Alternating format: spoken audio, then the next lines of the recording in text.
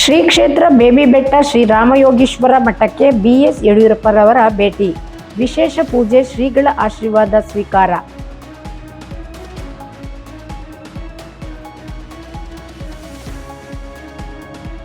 ಪಾಂಡವಪುರ ತಾಲೂಕಿನ ಚಿನಕುರಳಿ ಹೋಬಳಿಯ ಪುರಾಣ ಪ್ರಸಿದ್ಧ ಬೇಬಿಬೆಟ್ಟ ಶ್ರೀ ರಾಮಯೋಗೀಶ್ವರ ಮಠಕ್ಕೆ ಕರ್ನಾಟಕದ ಮಾಜಿ ಮುಖ್ಯಮಂತ್ರಿ ಬಿಎಸ್ ಯಡಿಯೂರಪ್ಪನವರು ಭೇಟಿ ನೀಡಿ ಮಹದೇಶ್ವರ ಸ್ವಾಮಿಗೆ ವಿಶೇಷ ಪೂಜೆ ಸಲ್ಲಿಸಿ ಶ್ರೀಗಳ ಆಶೀರ್ವಾದ ಪಡೆದರು. ಈ ಸಂದರ್ಭದಲ್ಲಿ ಮಾಧ್ಯಮದವರೊಂದಿಗೆ ಮಾತನಾಡಿದ ಶ್ರೀ ರಾಮಯೋಗೀಶ್ವರ ಮಠದ ಪೀಠಾಧ್ಯಕ್ಷರಾದ ಶ್ರೀ ಶಿವಬಸವ ಸ್ವಾಮೀಜಿಯವರು, ಯಡಿಯೂರಪ್ಪ ಅವರು ನಮ್ಮ ಮಠಕ್ಕೆ ಆಗಮಿಸಿರುವುದು ಅತ್ಯಂತ ಸಂತಸದ ವಿಷಯ.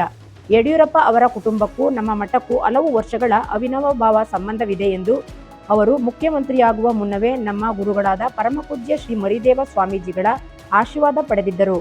ಅಂದಿನಿಂದ ಇಂದಿನವರೆಗೂ ಯಡಿಯೂರಪ್ಪ ಹಾಗೂ ಅವರ ಕುಟುಂಬದವರು ಮಠದೊಂದಿಗೆ ನಿಕಟ ಸಂಪರ್ಕ ಹೊಂದಿದ್ದು, ಶುಭ ಕಾರ್ಯಗಳ ಸಂದರ್ಭದಲ್ಲಿ ಮಠದ ಆಶೀರ್ವಾದ ಪಡೆಯುವ ಪರಂಪರೆ ಮುಂದುವರೆದಿದೆ ಎಂದು ಹೇಳಿದರು. ಈ ಭಾಗಕ್ಕೆ ಬಂದ ಸಂದರ್ಭದಲ್ಲಿ ಯಡಿಯೂರಪ್ಪ ಅವರು ಮಠಕ್ಕೆ ಭೇಟಿ ನೀಡಿ ಮಹದೇಶ್ವರ ಸ್ವಾಮಿಗೆ ಪೂಜೆ ಸಲ್ಲಿಸಿ ಸದಾಶಿವ ಸ್ವಾಮೀಜಿಗಳ ಗದ್ದುಗೆಗೆ ನಮಸ್ಕರಿಸಿ ಆಶೀರ್ವಾದ ಪಡೆದಿದ್ದಾರೆ. ಅವರ ಪುತ್ರರಾದ ಬಿಜೆಪಿ ರಾಜ್ಯಾಧ್ಯಕ್ಷ ಬಿವೈ ವಿಜಯೇಂದ್ರ ಹಾಗೂ ಸಂಸದ ಬಿವೈ ರಾಘವೇಂದ್ರ ಅವರು ಸಹ ಮಠದೊಂದಿಗೆ ಆತ್ಮೀಯ ನಂಟು ಹೊಂದಿದ್ದಾರೆ ಎಂದು ಪೀಠಾಧ್ಯಕ್ಷರಾದ ಶ್ರೀ ಶಿವಬಸವ ಸ್ವಾಮೀಜಿಯವರು ತಿಳಿಸಿದರು.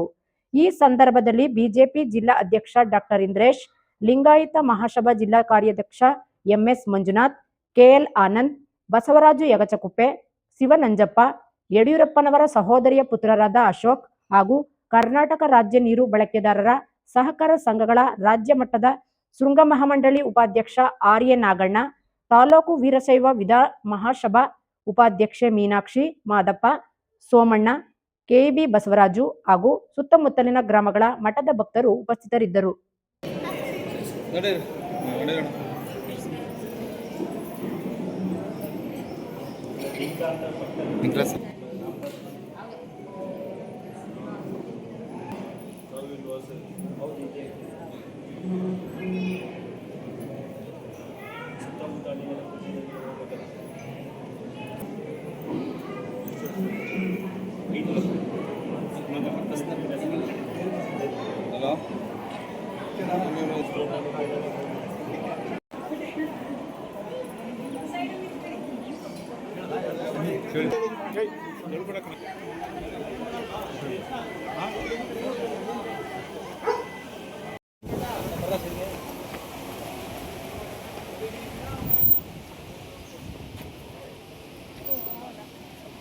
ಓಂ ಶ್ರೀ ಗುರು ಬಸವಲಿಂಗಾಯ ನಮಃ.